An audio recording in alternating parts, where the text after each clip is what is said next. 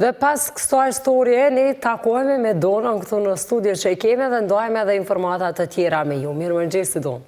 Mirëmëngjesi Agnesa, mirëmëngjesi për gjithë shikuesit që po na ndjekin, e po e nisin mëngjesin bashkë me ne. Çka kemi sot, çka është tema cilën do ta diskutosh? Sot do të flasim me Adriatik Staveleci nga dogana e Kosovës, me të cilën do të shtjellojmë edhe rreth mjeteve piroteknike që domethënë që dogana ka ndaluar edhe gjëra të tjera pra. Ne dim që domethënë për festat e fundvitit ka më shumë blerje të mjeteve piroteknike, por ato duhet të blihen pra me kujdes, të shfrytëzohen me kujdes, e sidomos të jenë të ligjshme në territorin e Kosovës.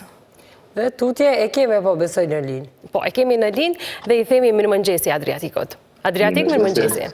Mirëmëngjesi dhe ju faleminderit për ftesën. Faleminderit gjithashtu që je pjesë e programit të mëngjesit. Tregona pak a shumë dogana e Kosovës që ka ndaluar pra mjetet piroteknike që kanë dashur të hynë në territorin e Kosovës në mënyrë pra ilegale.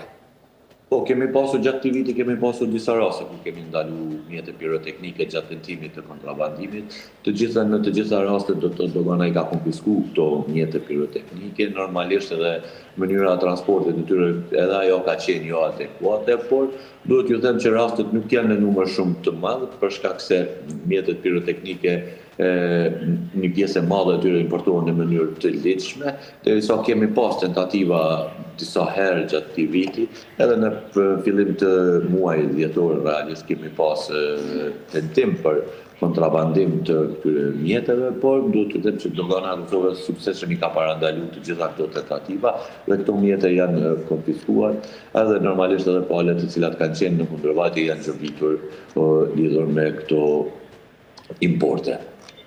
Cilat prej pikave kanë pasur ose kanë ndaluar më shumë ngarkesa sa i përket pra mjeteve piroteknike? Po flasim vetëm për këto.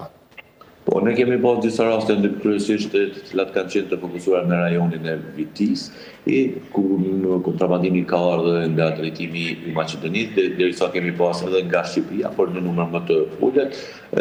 Pra, mund t'ju them që nuk kemi një korridor të qartë, mund të themi, ose një pikë ose një drejtim nga tentohet kontrabanda, por që kemi hasë të mjetet piroteknike, kemi hasë edhe në ato që këto tentojnë edhe nga Kosova dhe pasi janë importuar ligjshëm, pastaj të kontrabandohen në vendet e tjera. Do të thotë nuk mund të themi që kemi kontrabandim të mjeteve piroteknike vetëm në drejtimin e Kosovës, por kemi hasë në tentativa të kontrabandohen drejt Shqipërisë apo të kontrabandohen drejt Maqedonisë, Serbisë dhe vendeve të tjera. Theksuar me vitin e kaluar edhe vitet paraprake, pra, qysh qëndron ngarkesat janë njësoj, apo në varet pra që i kemi edhe pranë, do me thonë edhe festat, që dhjetori është më i theksuar nga muajt e tjerë, sa i përket ngarkesave pra me mjetet piroteknike, me që po flasim? Po, mund t'ju them që mjetet piroteknike gjatë muajit dhjetor e rrisin importin kryesisht, dhe do të thotë edhe si vjet dhe gjatë vitit të kaluar, pak a shumë sasia ka mbetur njëjtë, rreth 350.000 kg kemi deri tani import të mjeteve piroteknike, por duhet ju them që në krahasim me shumë vite më përpara, kjo sasi ka shënuar në një ramje, mu realisht më kujtohet vetë kur kemi pas import të mjeteve piroteknike deri në 1 milion kilogram brenda një viti, por tani kjo është një ramje e theksuar sasisë apo volumit të këtyre mjeteve piroteknike. Po flasim edhe për pjesë për gjëra të tjera, pra që dogana e Kosovës i ndalon, të cilat janë ilegale. Çka ka më shumë që dogana e Kosovës ndalon sa i përket në pikat kufitare? Po, mund t'ju them që disa rastet e fundit të cilët ne kemi zbuluar, siç janë për shembull mjete monetare, ne kemi arritur që në 2 rastet e fundit të zbulojmë mjete monetare të cilat kanë tentuar të futen në territorin tonë të padeklaruara. Kemi pas një rast në aeroport, pastaj kemi pas një rast tjetër në Jarinje ku është parandaluar një sasi e dinarëve të cilat kanë tentuar të futen ilegalisht. Derisa kemi pas gjithashtu edhe mallra të padeklaruara në rajonin e Bardhë.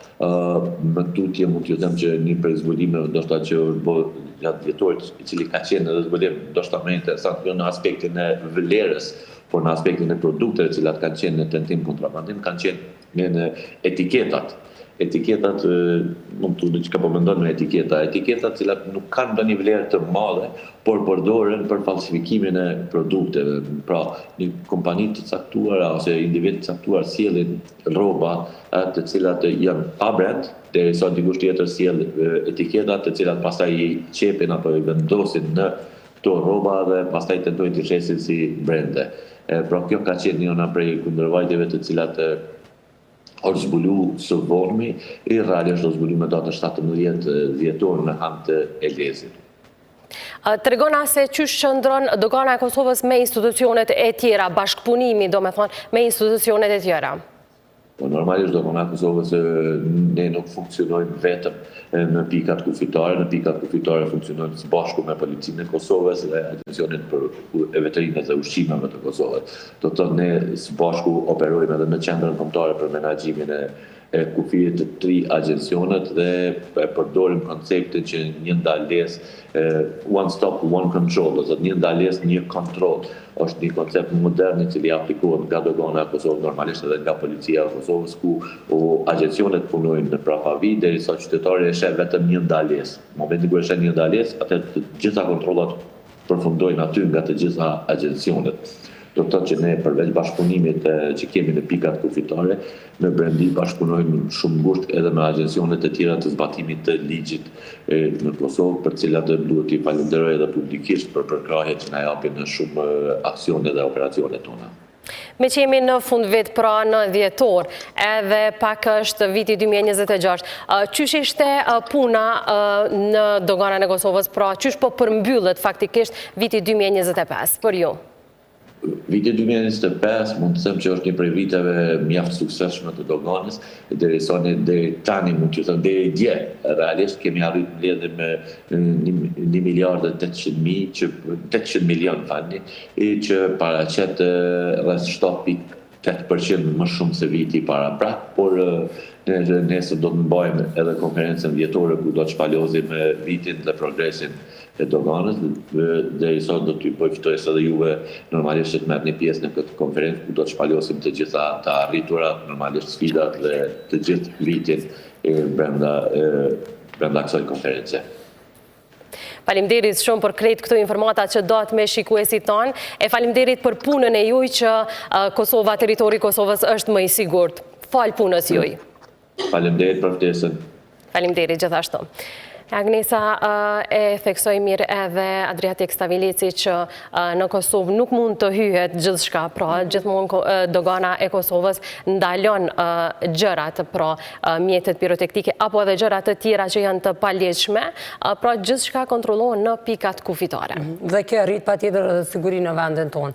Madje kemi pas edhe storie të tjera të cilat janë realizuar, po ashtu edhe për produktet të cilat kanë tentuar të hyjnë në Kosovë si produkte origjinale, në fakt kanë qenë falso. Përfshirë këto edhe veshje, po ashtu patika të ndryshme, sportive, detergjent, aksesor të ndryshëm, të cilët ne i vlejmë me çmimet thu se janë origjinal, ndërsa në fakt kanë qenë falso. Dhe kësaj rritet edhe sigurinë në vendin tonë, patjetër edhe të konsumatorët.